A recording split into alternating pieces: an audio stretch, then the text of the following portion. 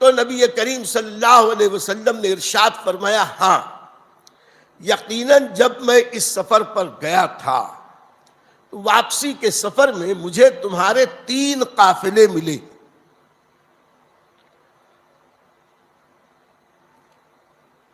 ان 3 قافلوں کے ملنے میں نبی کریم صلی اللہ علیہ وسلم نے یہ بتایا کہ جب میں روحا نام کے مقام پر سے گزرا، یہ روحا ایک بستی کا نام ہے، دراصل روحا ایک کنویں کا نام ہے۔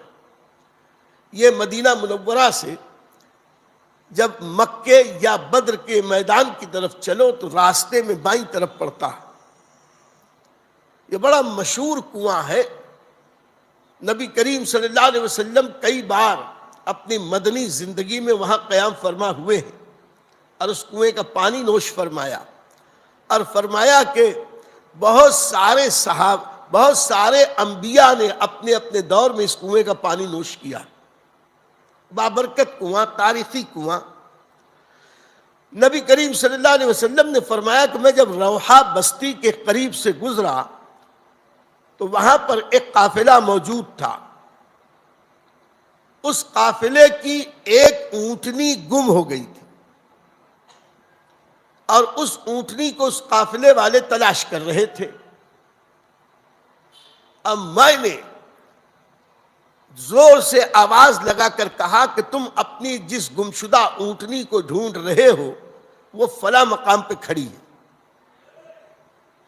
انہوں نے میری آواز سنی اور سرگوشیاں کرتے ہوئے آگے بڑھ گئے۔ پھر میں ان کے کجاووں کے پاس پہنچا، یعنی اس سفر میں، اس قیام گاہ پر، اس منزل پر ان کفار نے اپنے اونٹوں کے کجاوے جہاں رکھے تھے وہاں پہنچا۔ ان کجاووں کے پاس کوئی انسان نہ تھا، صرف سامان تھا۔ میں نے ایک پیالہ دیکھا اور اس پیالے کو ڈھکا ہوا پایا۔ میں نے ڈھکن اٹھایا تو اس میں پانی تھا۔ میں نے اللہ کی اس نعمت کو حاصل کیا، یعنی پانی پی گیا۔ پانی پینے کے بعد میں نے اس پیالے کو اسی طرح ڈھانک دیا اور پھر میرا قافلہ یعنی فرشتوں کے ساتھ میں آگے کی طرف بڑھ گیا۔ اے مکے والو، اگر میرے اس سفر پر تمہیں اعتراض ہے یا تمہیں کچھ شک اور شبہ ہے، ان قریب وہ تمہارا قافلہ مکے آئے گا۔ قافلے والوں سے پوچھ لینا کہ کیا روحا کے مقام پر تمہاری اونٹنی گم ہوئی تھی؟ کیا کوئی آواز آئی تھی کہ تمہاری اونٹنی فلاں جگہ کھڑی ہے؟ کیا تمہارے ہودج میں جو پانی کا پیالہ رکھا تھا، جس میں پانی بھرا تھا، کیا وہ اس پیالے کا پانی غائب ہو گیا تھا؟ کسی نے استعمال کر لیا تھا؟ اگر وہ یہ بتا دے کہ ہاں یہ پانی اسی طرح غائب ہوا، اونٹنی گم ہوئی، روحا کے مقام پہ یہ واقعات ہوئے، تب تو مان لو گے کہ میں اس سفر پر گیا تھا۔ میرے دوستو، بات میں تو واقعتاً جب یہ قافلہ واپس آیا اور ان قافلے والوں سے مکے والوں نے پوچھا کہ کیا مقام روحا پر تمہارے ساتھ یہ معاملہ ہوا تھا، تو ان لوگوں نے تو ایک منزل آگے بڑھ کر، ایک درجہ آگے بڑھ کر اس کا جواب دیا۔ کہنے لگے ہاں، روحا کے مقام پہ ہماری اونٹنی گم ہوئی تھی، رات کا وقت تھا، ہم اونٹنی تلاش کر رہے تھے، لیکن ہماری اونٹنی ہمیں مل نہیں رہی تھی۔ اچانک ایک آواز آئی کہ تم جس اونٹنی کو تلاش کر رہے ہو فلاں جگہ ہے۔ وہ آواز ہمیں کسی اور کی نہیں، محمد ابن عبداللہ کی آ رہی تھی۔ ہم نے آپس میں ایک دوسرے سے کہا بھی کہ ہم روحا میں ہیں اور وہ مکے میں ہیں، ان کی آواز کیسے سنائی دے رہی ہے؟ ہم آپس میں گفتگو کرتے ہوئے اسی آواز کے بتائے ہوئی سمت میں گئے تو ہمیں اپنی اونٹنی مل گئی، اور واپس جب صبح کے وقت ہم اپنے ہودجوں کے پاس آئے تو ہمارا پیالہ موجود تھا، ڈھکن موجود تھا، سرپوش ڈھکا ہوا تھا، لیکن جب اسے کھول کے ہم نے دیکھا تو اس میں سے پانی غائب تھا۔ یعنی نبی کریم صلی اللہ علیہ وسلم نے جو علامتیں بتائی تھیں، حرف بحرف ساری علامتیں 100% ویسی ہی ثابت ہوئی جیسی نبی کریم نے ارشاد فرمایا۔ اب پھر مجھے کہنے دیا جائے کہ اگر صرف روح کی یہ معراج تھی یا خواب میں سرکار نے معراج کیا تھا، کیا خواب میں کوئی پانی پیتے ہوئے دیکھتا ہے تو پانی ختم ہوتا ہے؟ کیا خواب میں اگر کوئی چیز دیکھوں کہ فلاں سے یہ بات کر رہا ہوں تو وہ بات وہ سنتا ہے؟ مقام روحہ پر نبی کریم کی آواز دوسروں کو سنائی دینا اور ان نبی کریم کا پانی پی لینا، یہ واقعہ بھی نبی کریم نے بیان کیا، صحیح احادیث سے ثابت۔ ماننا پڑے گا کہ یہ واقعہ معراج خواب کی بات نہیں بلکہ جیتے جاگتے جسم اور روح کے ساتھ یہ واقعہ ہوا۔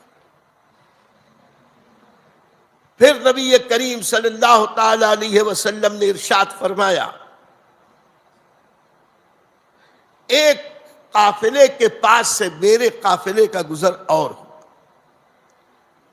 آپ لوگوں کا وہ قافلہ راستے میں مجھے ملا، چونکہ میرا براق اور میری سواری بڑی تیز رفتاری کے ساتھ جا رہی، میری سواری کی تیز رفتاری اور اس کی چمک دمک سے قافلے کے اونٹ بدکنے لگے، اور ایسے بدکے کہ ان میں سے تو ایک گھبرا کر اسی جگہ دھڑ سے بیٹھ گیا، اور جو اونٹ بیٹھ گیا تھا اس اونٹ کا رنگ سرخ تھا، وہ لال رنگ کا اونٹ تھا۔